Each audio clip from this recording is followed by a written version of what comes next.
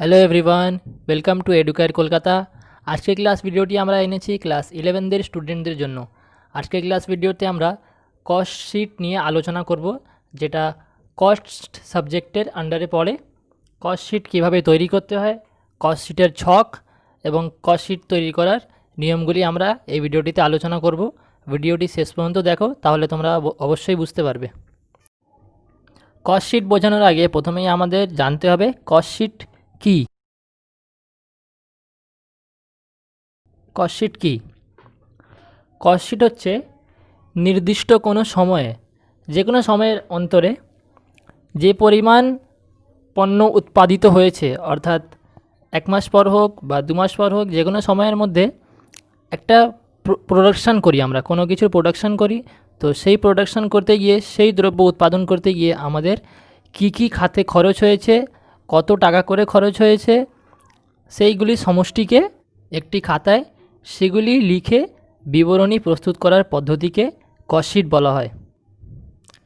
কোনো দ্রব্য উৎপাদন করতে গিয়ে আমাদের কি খরচ হতে পারে? একটা দ্রব্য উৎপাদন করতে গিয়ে আমাদের র মেটেরিয়াল কিনতে হয়, র মেটেরিয়াল অর্থাৎ কাঁচামাল। তারপরে সেই র মেটেরিয়ালগুলো যেখান থেকে কেনা হয়েছে সেখান থেকে ট্রান্সপোর্ট করে নিয়ে আসা, অর্থাৎ ট্রান্সপোর্টের খরচ, ট্রান্সপোর্ট এক্সপেন্সেস।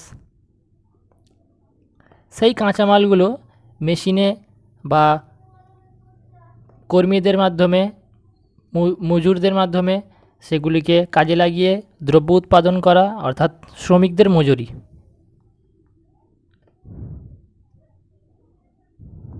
যেটাকে ওয়েজেস বলা হয়। তারপরে গোডাউনে রাখার খরচ, গোডাউন ভাড়া।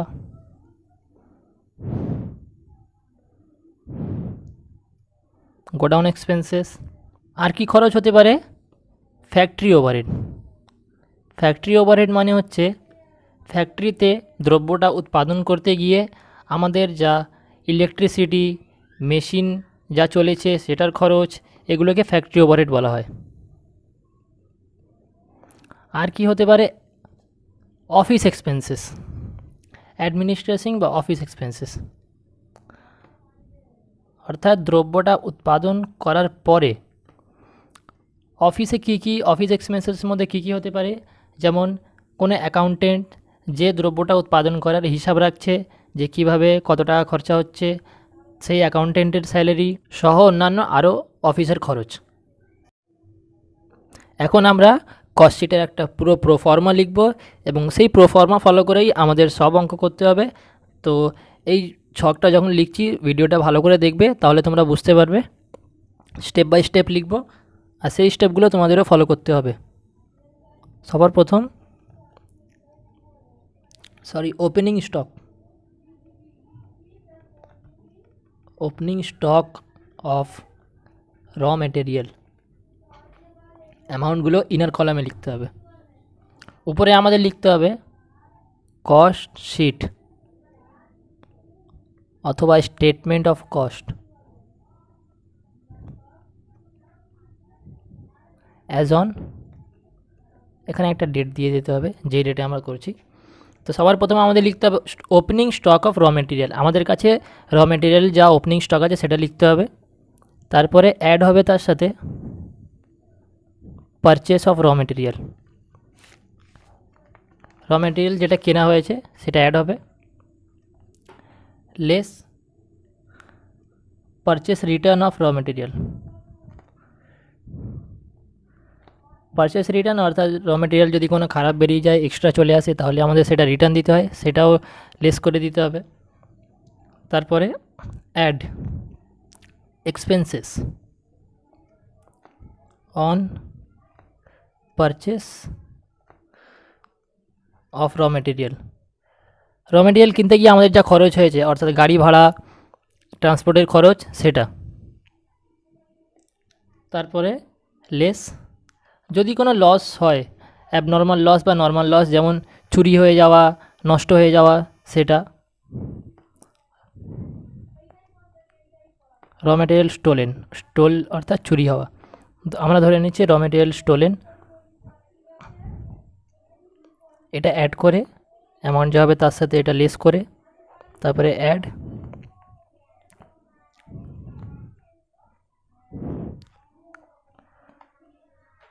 তারপরে শেষে ক্লোজিং স্টক অফ র মেটেরিয়ালের যা ক্লোজিং স্টক আছে সেটা লেস করে দেবো। লেস করে দেওয়ার পরে আমরা যা পাবো সেটা আউটার কলামে লিখব। আর এটা হচ্ছে ফার্স্ট স্টেপ, র মেটেরিয়াল কনজিউমড।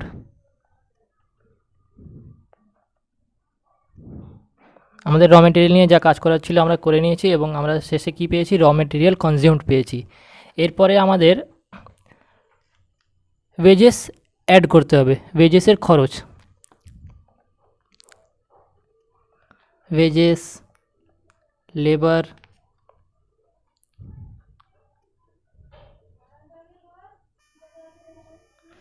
প্রোডাক্টিভ ওয়েজেস অর্থাৎ উৎপাদন করতে গিয়ে শ্রমিকদের যা পারিশ্রমিক দিতে হয়েছে। এগুলো সব যে কোনোভাবে লেখা থাকতে পারে প্রবলেমে, ওয়েজেস, লেবার, প্রোডাক্টিভ ওয়েজেস, এগুলো সবগুলো পারিশ্রমিকের আন্ডারে পড়ে। এটা অ্যাড করতে হবে আমাদের, আউটার কলামে অ্যাড করলাম। এরপরে আমাদের অ্যাড করতে হবে direct expenses.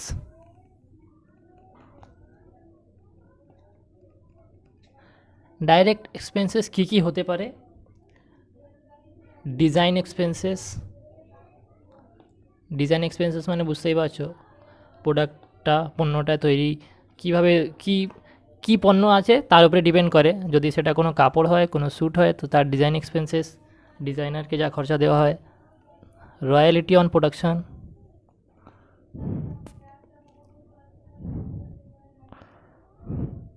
Royalty on production হচ্ছে, যেমন ধরে নাও একটা বই উৎপাদন করা হচ্ছে কোনো ফ্যাক্টরিতে, তো সেই বইটাতে যেগুলো লেখা থাকবে, যে কন্টেন্টটা থাকবে, যেমন যদি অ্যাকাউন্টস বই হয়, সেই অ্যাকাউন্টস বইটা কে লিখেছে, যেমন আমাদের অ্যাকাউন্টস বই যদি লিখে বসু লিখে থাকে তাহলে তাকে আমাদের টাকা দিতে হবে। সেই বইটা প্রোডাকশন করে আমরা সেল করব, তার জন্য আমরা ইনকাম করব, তো তার থেকে সেই যে রাইটারটা তাকে আমাদের টাকা দিতে হবে, এটাকে রয়্যালিটি অন প্রোডাকশন বলা হয়।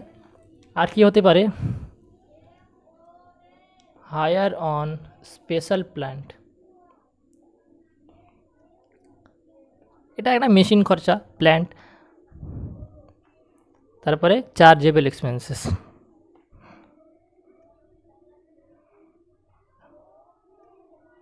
এই 4 রকমের ডাইরেক্ট এক্সপেন্সেস হতে পারে।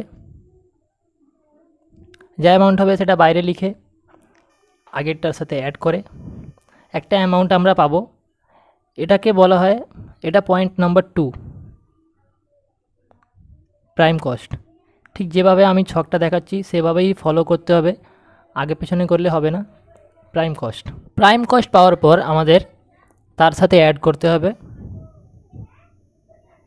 Factory overhead. ফ্যাক্টরি ওভারহেড যেটা একটু আগে বুঝিয়েছিলাম কি কি আসতে পারে, যেমন factory lighting,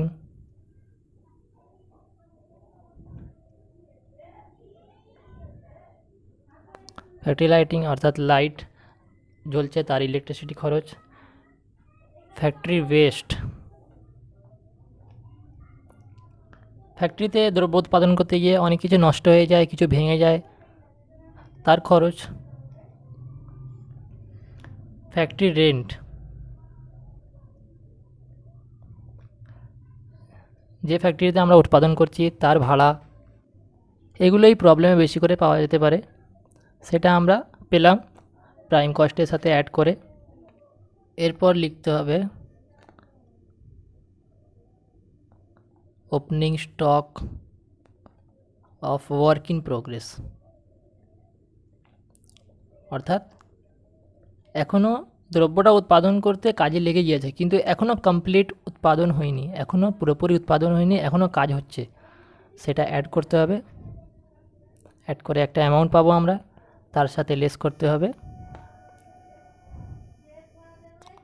closing stock of work in progress, work in progress. এটা লেস করে দিলাম, লেস করে একটা অ্যামাউন্ট পেলাম,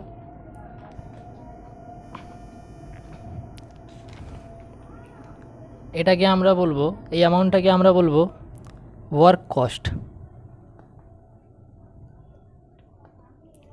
পয়েন্ট নাম্বার 3, ওয়ার্ক কস্ট। এরপর আমাদের অফিস এক্সপেন্সেস অ্যাড করতে হবে। অফিসে যাবতীয় যা খরচ হয়েছে সেগুলো অ্যাড করতে হবে, যেমন অফিস স্যালারি, অফিস স্টাফদের স্যালারি। আর কি হতে পারে? General expenses. আর কি হতে পারে? Depreciation, depreciation on office building, যেখানে আমাদের অফিসটি আছে সেই বিল্ডিংয়ের ডেপ্রিসিয়েশন।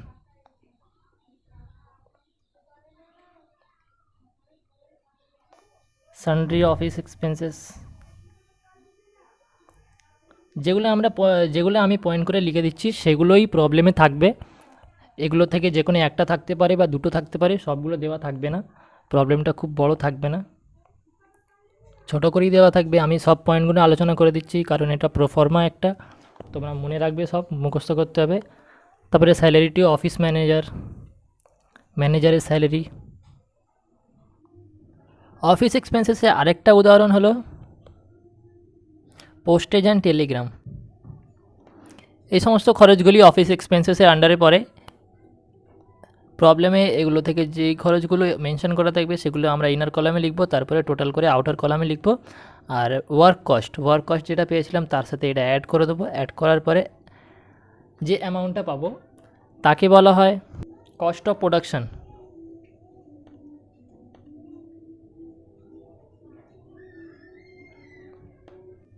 কস্ট অফ প্রোডাকশন পাওয়ার পর আমাদের তার সাথে অ্যাড করতে হবে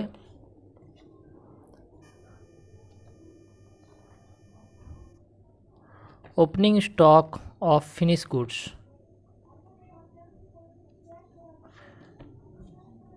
opening stock of finish goods মানে হচ্ছে যে পণ্যগুলো উৎপাদন হয়ে গিয়েছে, পুরো কমপ্লিটলি উৎপাদন হয়ে গিয়েছে, তার ওপেনিং স্টক। তারপরে less closing stock of finish goods. ওপেনিংটা অ্যাড করতে হবে, ক্লোজিংটা লেস করতে হবে এফ গুডস অর্থাৎ ফিনিশ গুডস। এটা লেস করলাম, লেস করে আমরা যে অ্যামাউন্টটা পেলাম তাকে বলা হয় কস্ট অফ গুডস সোল্ড, অর্থাৎ পণ্য সেল করার যতগুলো পণ্য সেল করব আমরা তার কস্ট। এর সাথে অ্যাড করতে হবে সেলিং এক্সপেন্সেস। সেলিং এক্সপেন্সেসের আন্ডারে কী কী পড়ে? সেলসম্যানস কমিশন, অর্থাৎ যে সেলসম্যান যে কাস্টমারদের সাথে ডিল করে তার commission. Number 2, carriage outward. Carriage outward মানে হচ্ছে আমরা যে পণ্যটা উৎপাদন করে দিয়েছি সেটা সেল করার জন্য আমাদের বিভিন্ন জায়গায় পাঠাতে হবে, তার জন্য আমাদের গাড়ি ভাড়া লাগবে, সেটাকে ক্যারেজ আউটওয়ার্ড বলা হয় গাড়ি ভাড়া। নাম্বার 3 হচ্ছে অ্যাডভার্টাইজমেন্ট এক্সপেন্সেস।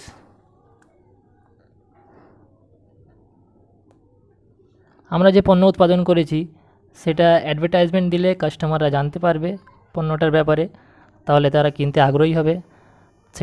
সেই অ্যাডভার্টাইজমেন্ট দেওয়ার জন্য আমাদের একটা খরচ বহন করতে হবে, সেটাকে অ্যাডভার্টাইজমেন্ট খরচ বলা হয়। তারপরে হচ্ছে গোডাউন রেন্ট। পণ্য উৎপাদিত হওয়ার পরে একটা জায়গায় স্টক করে রাখতে হয়, সেই জায়গাটাকেই তো গোডাউন বলা হয়। তো সেই গোডাউনের রেন্ট হচ্ছে সেলিং এক্সপেন্সেসের আন্ডারে একটা পয়েন্ট।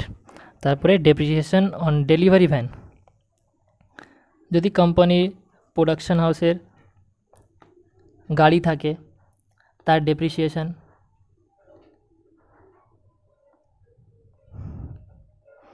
ইত্যাদি। এই পয়েন্টগুলো হলো সেলিং এক্সপেন্সের আন্ডারে পড়ে। এগুলো যে কটা লেখা থাকবে সেগুলো আমরা প্রবলেমে লিখব, আর তারপরে একটা আউটার কলামে অ্যামাউন্ট লিখব, আর সেটা কস্ট অফ গুডস সোল্ডের সাথে অ্যাড করে অ্যাগেন নিচে একটা অ্যামাউন্ট আসবে, তাকে বলা হয় কস্ট অফ সেলস।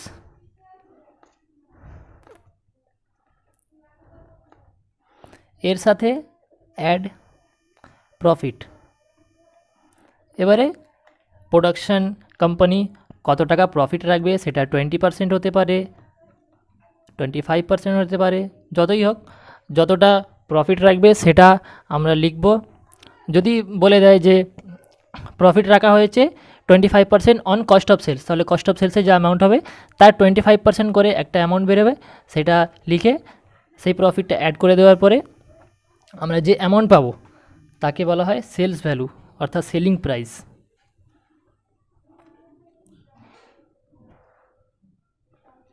অর্থাৎ এই দামে আমাদের সেই পণ্যটা বিক্রি করতে হবে, সেলিং প্রাইস। কস্ট শিটের প্রফর্মা কমপ্লিট হয়ে গেল। তোমাদের যদি কোথাও কোনো বুঝতে অসুবিধা হয় কোনো পয়েন্ট নিয়ে, তাহলে কমেন্ট করো, আমরা কমেন্ট সেকশানে অ্যান্সার দেবো। আর ভিডিওটা যদি বুঝতে পারো তাহলে ভিডিওটাকে লাইক করে দাও, তাহলে আমরা উৎসাহিত হব আরও।